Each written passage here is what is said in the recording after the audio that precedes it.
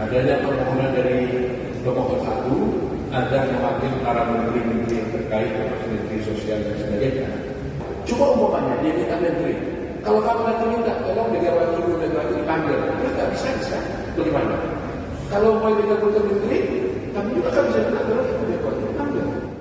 Kuasa hukum Anies Muhaimin, Ari Yusuf Amir meminta Mahkamah Konstitusi untuk menghadirkan 4 menteri sebagai saksi dalam sidang perselisihan hasil pemilihan umum atau sengketa Pilpres 2024. 4 menteri yang dimaksud, yakni Menteri Keuangan Sri Mulyani, Menteri Sosial Tri Risma Harini, Menteri Perdagangan Zulkifli Hasan serta Menko Perekonomian Airlangga Hartarto. Hal ini disampaikan Ari dalam persidangan, Kamis 28 Maret 2024. Ketua MK Suhartoyo lalu memberikan tanggapan. Dia mengatakan MK akan membahas permintaan tim Amin tersebut. Dalam kesempatan yang sama, tim hukum Ganjar Mahfud juga mendukung permintaan tim Amin mengenai menteri-menteri yang perlu dihadirkan sebagai saksi. Hal itu disampaikan kuasa hukum Ganjar Mahfud, Todung Mulya Lubis dalam persidangan. Kami mendukung usul dari pemohon satu. Tapi kalau majelis hakim menganggap itu tidak mungkin, kami menerima kebijaksanaan majelis, ucap Todung. Permintaan pemanggilan menteri tersebut mendapat respons dari kubu Prabowo Gibran.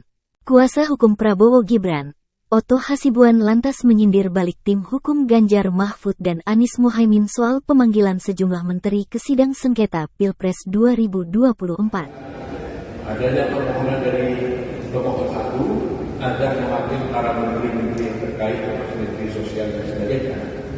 Terus terang aja, kami tadi menyampaikan pendapat bahwa seharusnya ini tidak terjadi. Kenapa? Karena ini adalah sengketa. Sengketa dua pihak.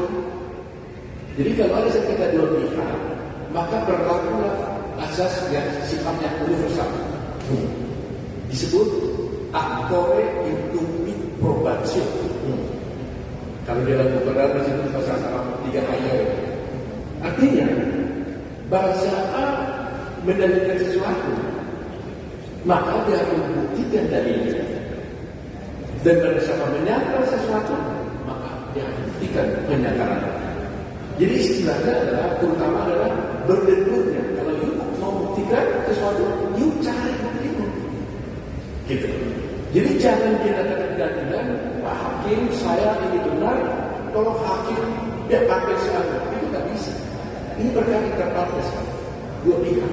Lain halnya, kalau sengketa ini memang diuji undang-undang, diuji normal, mungkin bisa minta kalau kita ini itu mungkin karena sifatnya adalah permohonan diuji undang-undang. Tapi perkara yang namanya sengketa tidak boleh. Coba umpamanya dia minta menteri, kalau kamu nanti minta tolong Megawati Ibu Megawati dipanggil, terus nggak bisa, bagaimana? Kalau mau minta menteri, kami juga kan bisa minta tolong Ibu Megawati dipanggil. Mau kan? Kan begitu berperannya kan? Nah, kalau permohonan ini dikabulkan, permohonan saya dikabulkan, hakim kan merasa, kami merasa tidak adil normatifnya. Nah, ini very important, sangat penting.